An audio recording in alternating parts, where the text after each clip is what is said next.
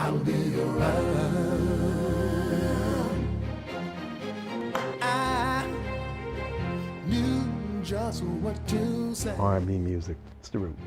Cultural root, artistic root, heart, soul, everything. It's the bottom line.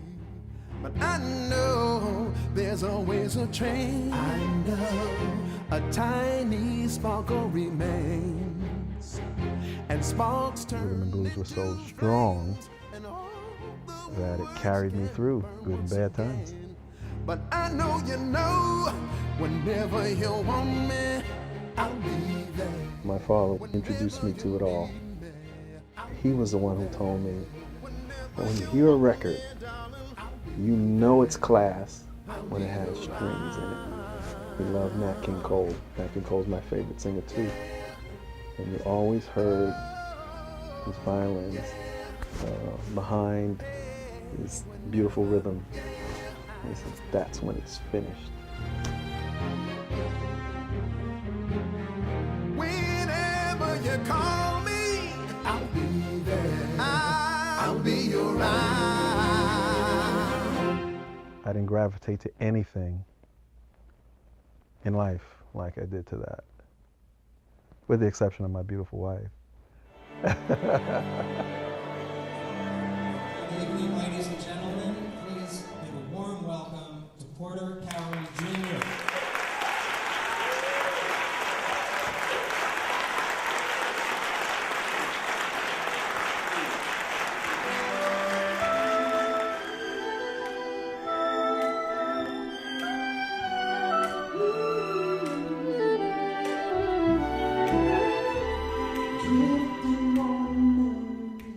I happened to go to a very progressive school.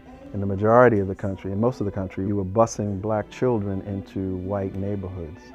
In my school district, it was just the opposite. They were busing white children into black neighborhoods to go to school.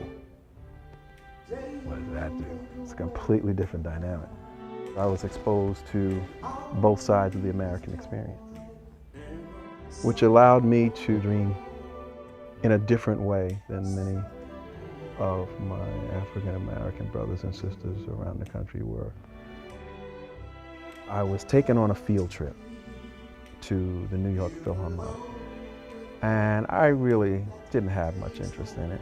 You know, with my friends, and we're just being kids. And then just looking around, I'd never seen so much red velvet in my life. I'd been in movie theaters before, but something about this place. All these musicians, it doesn't have traditional drums and this, but it's still getting through. In a similar way, the popular music I was listening to. I know it sounds corny, but there was something that happened. I call it the wash.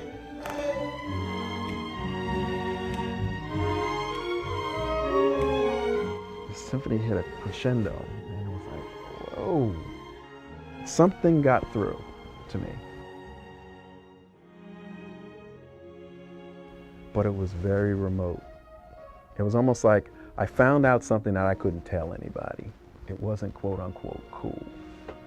But I always said I would love to find a way to take this symphonic music and this rhythm and blues music and do this. And that for me was a coup. To put rhythm and blues in a chamber music space, I don't think it's ever been done before. Do you remember? You're really taking the music of Europe, along with the music of Africa and America, and I'm putting it all in this melting pot. Now mind you, I didn't grow up with a lot of money. I always call it upper lower class. Some would beg to differ. But a tremendous amount of resources.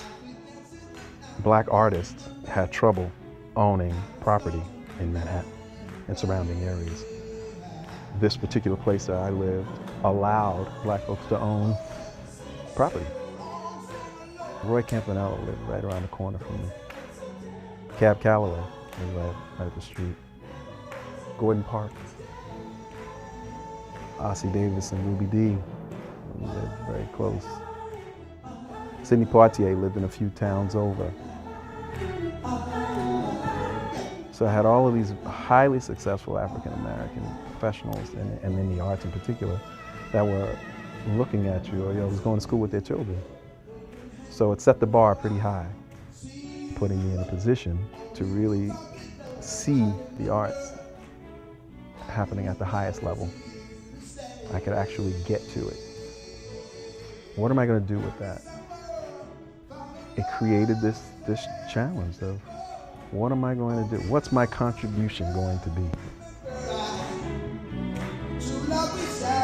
I said, oh my God, here's my contribution. This is what I would like to leave. It would be my interpretation of these great R&B classics.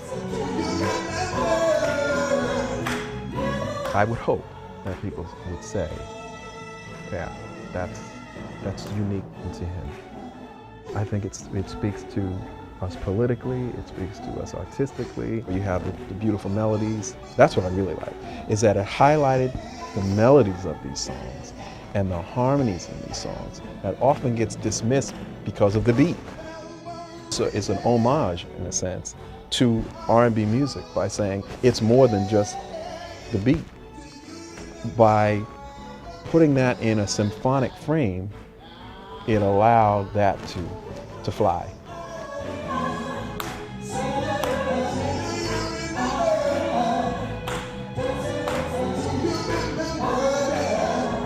Everyone said it has to be done again at a higher level. And I said I would do my best.